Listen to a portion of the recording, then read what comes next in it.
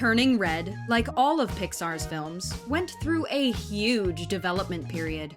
From a general idea to concept art to dropped plot lines, and even a few animation mistakes, we're taking a look at everything we could get our paws on.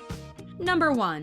Just like May was going through changes, so was the panda. May's red panda went through some pretty drastic changes in the film. Originally, the panda was going to grow and shrink, depending on how emotional May was. But this led to complications for the animation team when deciding how big to make her. Domee Shi said the more angry she'd get, the bigger and more feral she'd look.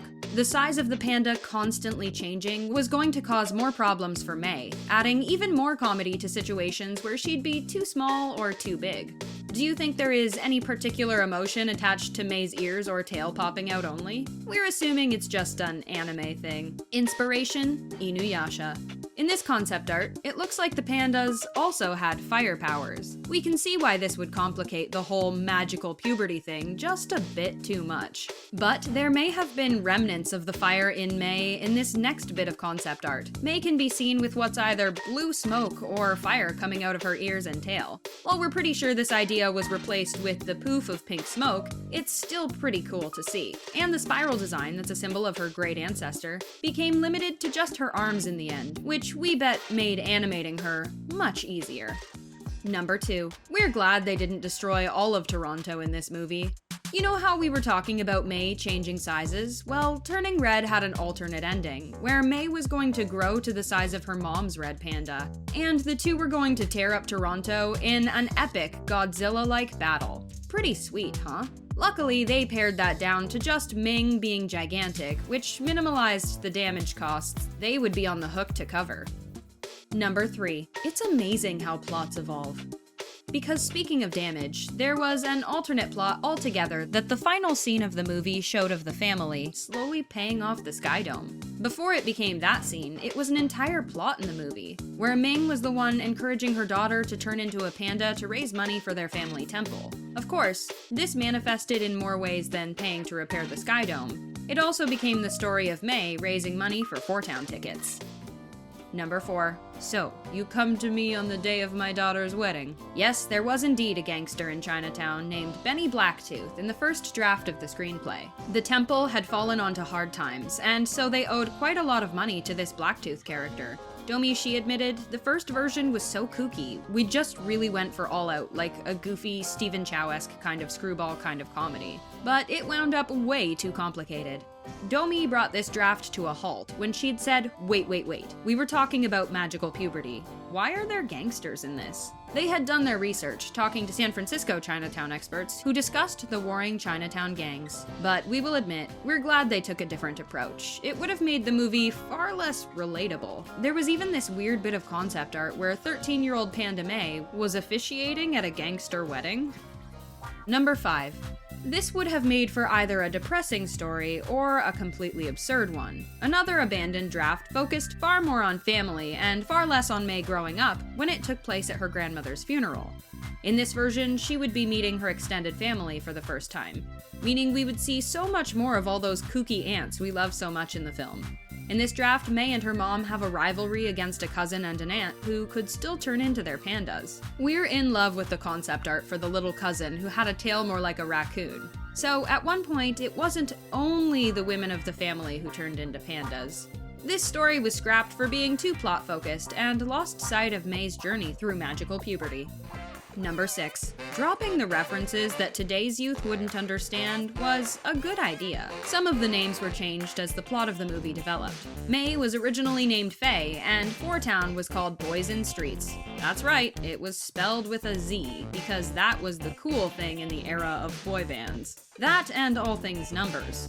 There was at least 20 different titles for Turning Red too, from the notorious RPG meaning Red Panda Girl, a play on the name of the rapper, My Neighbor Toronto, a play on My Neighbor Totoro, PMS, Panda Mayhem Syndrome, you can figure that one out, Girl in Red, Panda Prime, Anything But Red, Big Deal, and Fayley and a Panda, to name a few. Number 7. Saving the planet one cutscene at a time. We completely lost one scene that was fully animated, that was included in the trailer and the making of documentary on Disney+. May and her friends were protesting to save the planet. In the making of doc, we lost this weird little moment of the girls flopping on the floor in an attempt to draw attention to their cause. This was most likely cut due to it not reflecting May's goody-two-shoes straight-A values. It was better to highlight how perfect she is in that she wasn't even attempting to disrupt the system. But that doesn't mean the environment isn't important, guys. Just that May doesn't seem like the type to protest. We do, however, see how it made it to completion before being cut. Number 8. The Beavers are not happy about this one. There was a quirky Canadian joke that wound up being replaced with a just as quirky triangle joke. Tragically, we lost the line, "Are you a beaver? 'Cause damn." And instead we got, "Are you a triangle? 'Cause you were cute." The geometry joke works fine, but we're still sad about it. Hey, maybe a red panda would be attracted to a beaver, who knows? And maybe that would take the magical puberty metaphor a step too far for a children's movie. Number 9. These are just the scrapped pages they were willing to show us. Some pages were drafted up for May's notebook that we never even got to see, including a page of Devon as a centaur, and all of May's friends dressed up as Sailor Moon characters. This bit was a nod to one of the major influences of the film. The anime style and pastel colors of Sailor Moon were the color palette they used in Turning Red. Another reference to Sailor Moon can be seen hanging on the wall in this concept art, including everybody's favorite number 2 character, Luigi with Toad. Not that we ever expected the characters to make it into the movie, given the IP isn't owned by Disney, but it's still cute to see. Did you know Domee Shi's parents still have some of her drawings that influenced the notebook scene? Number 10. It's like a light bulb. One day it's off, the next day we're obsessed. That's a pretty bad metaphor unless you're a moth. We can all relate to this one. I didn't even like Fort Town last year, but now they're literally the greatest thing! This scene, we imagine, was in the opening shot of the movie where May's narrating. If this was staged at her house, it makes sense to cut it, because, of course, Ming is not a huge fan of May's friend group. Hip-hoppers. And why are they called Fort Town if there are 5 of them?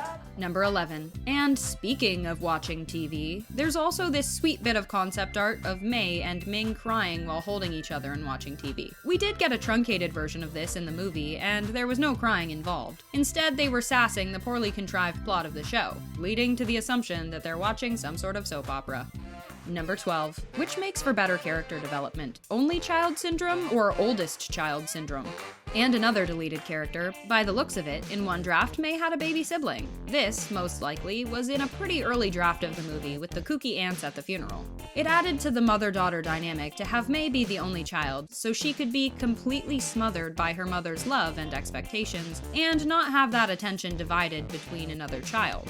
Although, it would have been added responsibility and expectations put on May, so perhaps they could have worked a sibling into the mix. Either way, not necessary.